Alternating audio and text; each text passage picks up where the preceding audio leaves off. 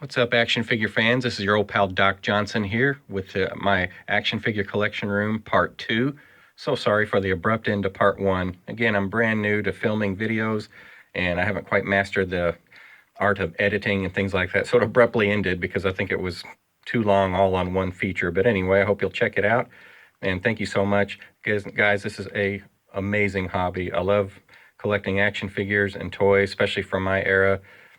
70s, 80s, 90s, into the 2000s, and I love seeing and was inspired by all the videos that I've already been checking out on YouTube for the last several months of collection rooms. Love seeing what you guys collect, and even more importantly, I love seeing how you guys display your stuff. Keep up the good work. And again, I gave some plugs and shout outs to some videos that I really like that stood out that I hope you'll check out on my part 1. This is my action figure room part 2. The wall shall be a part 3, which is the other room. I have 2 really large rooms in my house that I had to get fixed up first, which is why it's took me so long to get my collection room put together. But here we go. I left off with the Batman Returns before it abruptly ended, so I want to end on that note. Batman Returns that came out 1992 to 1995, including some Toys R Us exclusives, which like the Polar Blast Batman you see there. And again, I love using the card backs. Gotta love that artwork because it just displays really, really well with the figures. I even have a couple of the movie cups that came, sodas that came during that time during the movie. Again, what a great time to be a kid during the Dark Knight, Tim Burton, Batman era. As I move further down this shelf, we get into Batman Forever. Yeah, for most of us, Batman's not quite as good a movie, but I still love the figures because you get into the more of the colorful comic book stuff. And again, you'll notice the backdrop, which is the actual cards and the packaging. Really, really good artwork on those packaging. It was very done almost airbrush style. And so I wanted to make sure and incorporate that with a lot of green and yellow because that was kind of the color theme. And again, that's a full set, including the 3 that were just exclusive to Target stores. There were 3 figures. And again, they were just kind of repaints. Tide Racer Robin and the Riddler and one of the Batmans. There were repaints, but that is the complete set of the Batman Forever figures in that line. And again, as I move down, probably one of the worst movies in the series, Batman and Robin. I think most Batman folks will agree with me. But again, when you're a diehard Batman person like myself, in 1998, when that movie and the figures came out, I was on board to pick them up. And again, I use a lot of reds and blacks because that was kind of the color theme for that particular movie. You'll see the card backs serving as the backdrops, which I love. I'm not quite done with this series. These are all the ones that I actually bought at that time. And because I'm a completist, again, I'm circling back around. As soon as I finish a few other lines, I will circle back and finish out this collection. I'm down to, I think, 5 or 6 figures. I don't have a couple of the 2-packs and all that, but that is Batman and Robin. I'll be able to finish that out very, very soon. So now moving on into kind of the DC area. I'll start at the top there. There's the old classic Dark Knight Batmobile, probably the best in the series. Butted up right next to the Batman Forever Batmobile. And right underneath that is a kind of an obscure line that came out in 1996 called the Total Justice. At that time, after the Batman movie figures, Dark Knight, Batman Returns, Batman Forever, there was kind of a lull. There wasn't a lot of DC figures out there. We had a Batman the Animated Series and all that, but not a lot of a wide variety of other than Batman and Superman. And along came this line that people got really excited about. Yeah, they had some quirky, features to them. These really big accessories that they came with because, unlike us that like to display, these were meant to be played with. So that's why they had these big, bulky accessories. And like this particular guy is called Fractal Armor Batman. He had this weird accessory to him. Flash had the crazy armor and stuff on him. Another Batman. The Darkseid was really cool out of this line. That was probably the best sculpt at that time of him. This line was relatively easy to get. There were no rare ones in the series, so that was a good one. That was the mail-away 2-pack figure, the Chrome edition of Batman and Superman that also came around in the Superman Man of Steel line. But that was a neat little series that came out right there in the mid-90s.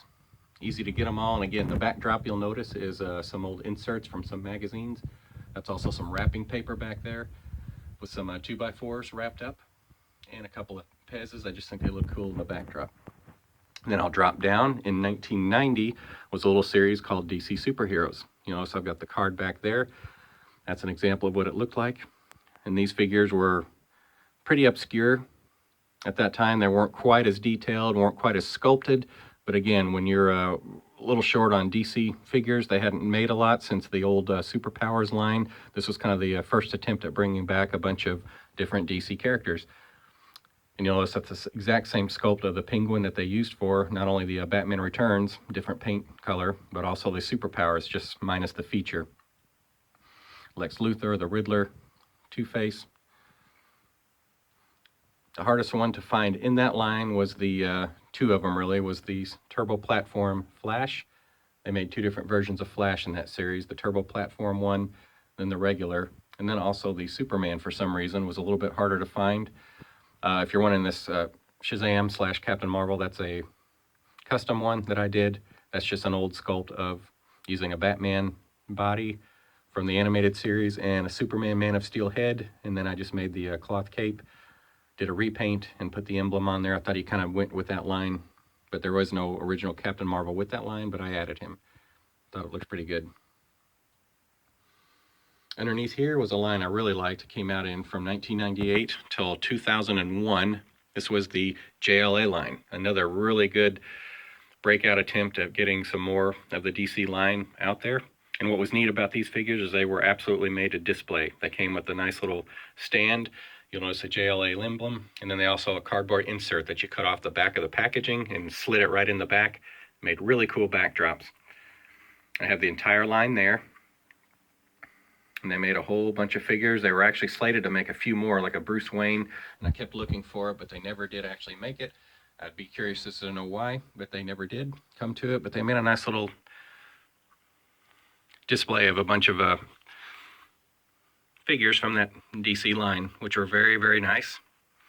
Good looking. I think one of my favorite ones is the Atom. This is kind of our first Atom figure in a long, long time.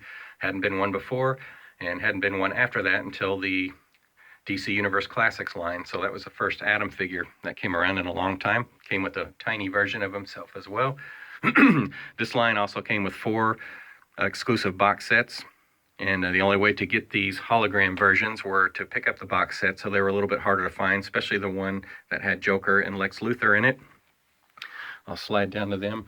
So they were the more rare ones in that line. You'll see Lex Luthor there to your left, and the Joker there to your right. That came with some of the hologram versions. Very nice array of figures. Underneath there is a line that I'm currently working on, and that is a Justice League Unlimited line. And this will be a very, very big challenge because there are a ton of figures in this line. I'm still putting together my checklists, and they made so many different versions, but they made such a wide variety of characters.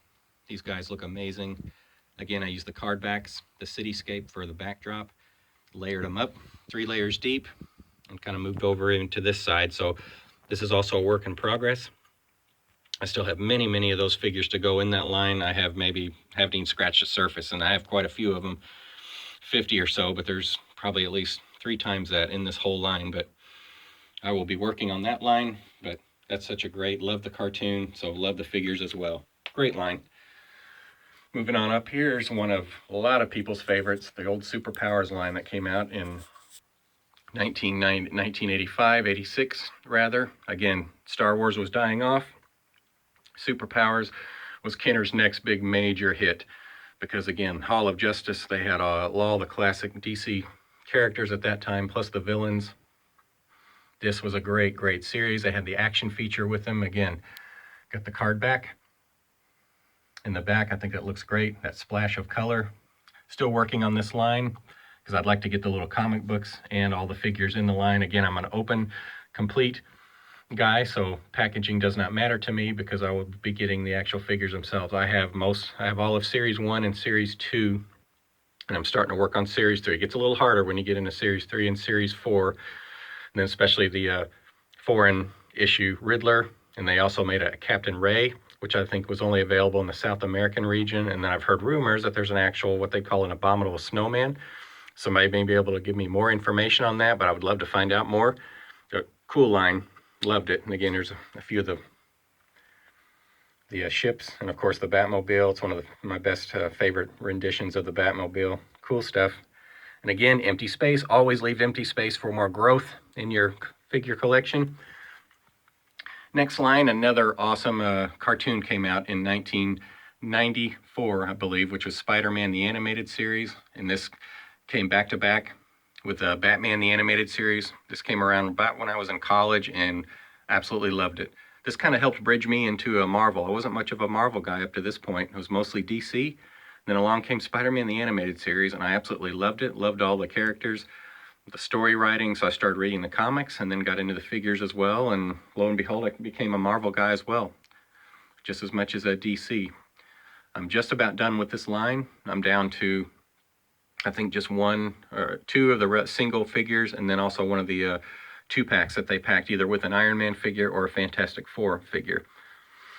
But you'll see a nice backdrop with the card backs. You'll see again layered up with either a 1x6 or a 2x4 painted black that you can't see, and then you stair step it up. So you get 2 rows per shelving unit.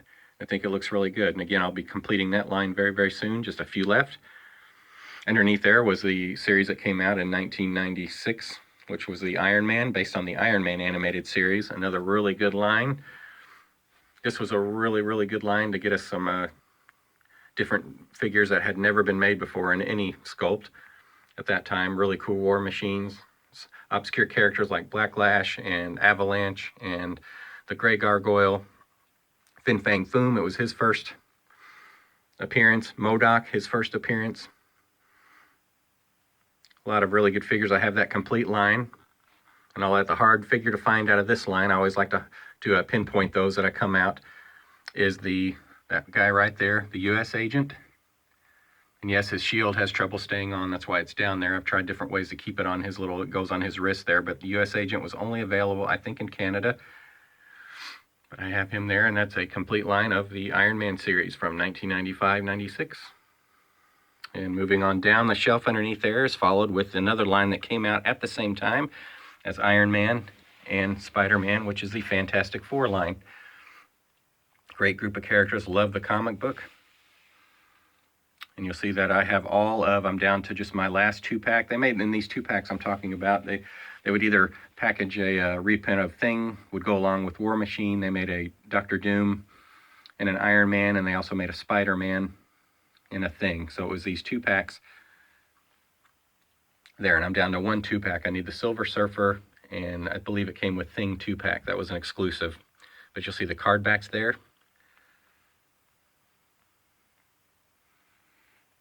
And I think it looks really, really good. I'm just down, and again, you'll see the last 2 figures that will go down there on the end, and that will complete my Fantastic Four series.